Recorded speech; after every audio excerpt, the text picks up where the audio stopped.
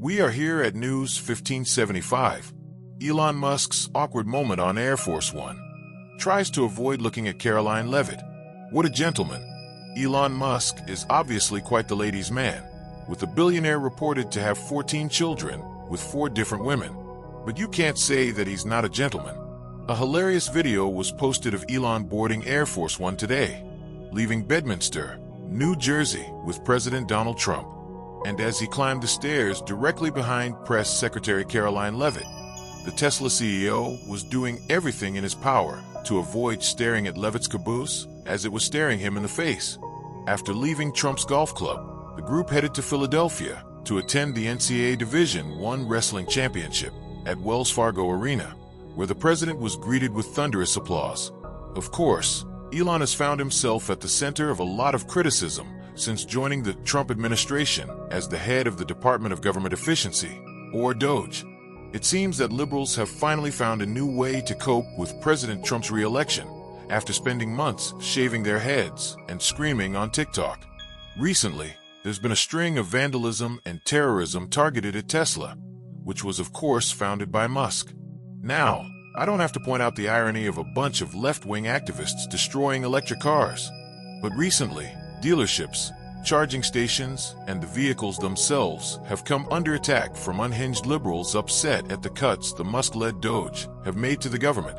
But they're clearly not sending their best out to do their dirty work. And one man in South Carolina not only found himself behind bars, but also on fire, while trying to vandalize some Tesla charging stations.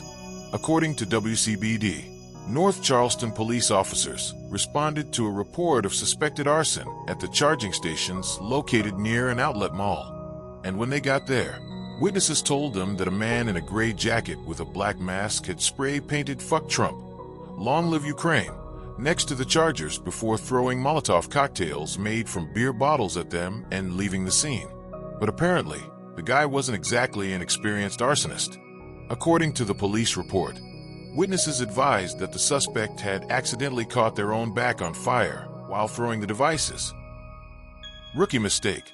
Well, thanks to surveillance footage, police and ATF agents were able to identify the suspected vandal as 24-year-old Daniel Clark-Pounder of James Island, South Carolina, who's now facing federal charges for the stupid stunt. Clark-Pounder was charged with arson of property in interstate commerce and is facing a maximum of 20 years in prison. His bond was set at $10,000 cash during a hearing yesterday, and the court ordered the man be placed on GPS monitoring, undergo drug and alcohol testing and a mental health evaluation, take substance abuse classes, and take his medications as prescribed.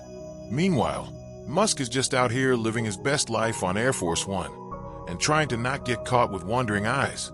John Rich sounds off on Tesla vandalism. John Rich makes a good point here. The country music star was considered to be one of the leaders of the Bud Light boycott when it was in full force in 2023. I'm sure everyone is familiar with the backlash that Bud Light faced after their decision to partner with transgender influencer Dylan Mulvaney backfired a couple of years back. Sales have still been slipping in recent months, but as the old saying goes, time heals all wounds. It seems like the boycott phase has probably wrapped up. The boycott really started to take off when Kid Rock took aim to a few cases of Bud Light with an automatic rifle in his own backyard. And that show of protest is now what liberals are pointing to justify the violence, vandalism, and destruction of Tesla vehicles, which is, of course, to protest Elon Musk's involvement with the Trump administration. And I know what you're thinking. How is shooting up a few cases of Bud Light that you already paid for the same as destroying someone's $75,000 car or multiple $75,000 electric cars? Well, that's the argument being made. That being said, John Rich still made sure to reference the movement with his recent observation on what's happening with Tesla and Elon Musk. When Bud Light drinkers decided to showcase the power of the consumer by ceasing to drink the light beer, it was called the Bud Light boycott. When those that dislike Elon Musk decided to start vandalizing and destroying Teslas, there was a different name that was given to that movement.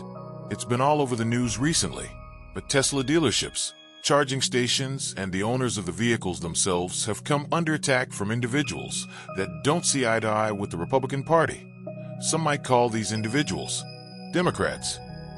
There's been a string of vandalism and terrorism targeted at Tesla, which was of course founded by billionaire and now close Trump advisor Elon Musk. While Musk is also fulfilling his duties as the CEO of SpaceX and the owner of Twitter/X, the billionaire is also heading up Trump's Department of Government Efficiency, DOGE, which is tasked with reducing government spending, eliminating waste, and shrinking the size of government. And now, the people who oppose Musk's involvement in the government are striking back by burning and destroying the brand of car that Musk is associated with. On the flip side, the Republican Party, who have historically leaned more towards gas-powered vehicles, have been buying up Tesla cars like they are going out of style. It's honestly an ironic heel turn from both parties. Though one side is vandalizing and terrorizing, while the other is just buying, there's a noticeable gulf. That's what John Rich pointed out in his most recent social media post. The country star is about as Republican as they come, and he had no problem calling out the other side of the aisle for what they are doing both to physical Teslas and the brand at large. He even called for FBI Director Kash Patel to get to work on the matter. Hard to disagree with John Rich there, right? I mean, how can a society function when one side of the aisle throws a violent temper tantrum every time something doesn't go their way? Boycotts and/or spending your money elsewhere is a fundamental form of protest in American society, has been for a long time. But burning things down or violent acts of vandalism, that's a crime. This isn't complicated, people. Tesla stock has already been tanking in recent weeks. Jimmy Kimmel happily pointed that out.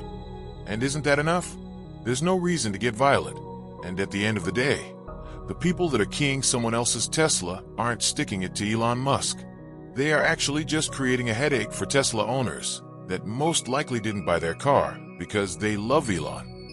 Most people, including many liberals, bought them years ago because they believed in Tesla's effort to reduce emissions, and help the environment. Thanks, see you guys next time.